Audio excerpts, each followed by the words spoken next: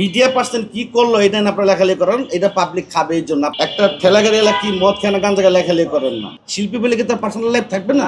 আমি অনেক অনেক কাজ করছি, মেয়ে ভালো এবং ভালো অভিনেত্রী আমি বলবো। ওর ভিতরে আমি কখনো সেরকম কিছু পাইনি, রাগ মান পাইনি। ওর সাথে আমি অনেকটা কাজ করছি, মেয়ে হিসেবে আমার কাছে খুব ভালো ভালো অভিনেত্রী।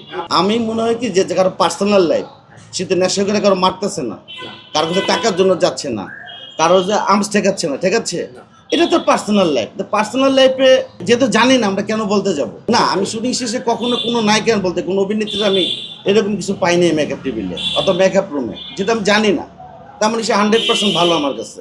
ভাইয়া বড় হতে গেলে তো বদনাম থাকবেই। বদনাম হয় না ছোটদের, কারণ বড়দের নিয়ে সবাই দৌড়াদৌড়ি করে, বড়দের পিছনে সবাই একটু সুগন্ধ থাকে।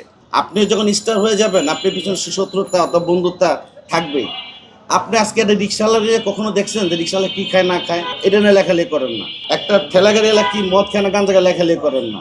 আজকে মিডিয়া পার্সন কি করলো এটা নিয়ে আপনারা লেখালেখি করেন, এটা পাবলিক খাবে এই জন্য, এটা শোনার জন্য, দেখার জন্য। কিন্তু আপনারা তো আজকে একটা শিল্পপতি নিয়ে বললেন না যে সে কি খাইছে, আপনারা একটা অভিনেত্রী নিয়ে বলেন। এটা তো পার্সোনাল ব্যাপার।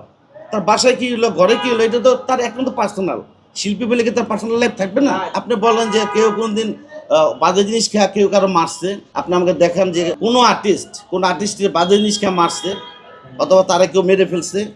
ভাই আপনি কিন্তু মানুষ, একটা অভিনেত্রী তারা অসংখ্য মানসিক টেনশনে থাকে, ক্যারেক্টারে থাকে। যে যত বড় হয় সে যত সম্মানটা চায়, অনারটা চায়। এখন দেখা যাচ্ছে সে ব্যক্তিটা অনারে পাবলিক, আপনার সাথে যিনি চাইছে আপনি টাইমলি দিতে পারেন না, তার মন মাসে অন্য জায়গায় ছিল। আপনি মুহূর্তে এসে দিচ্ছেন জিতের মাত্র সে চার হয়তো বা ফেলে দিতে যে আপনার শরীরে লাগছে। এখন যেহেতু সে স্টার এই জন্য আপনাকে আপগ্রেড করার জন্য এটাকে পাবলিসিটি করছেন।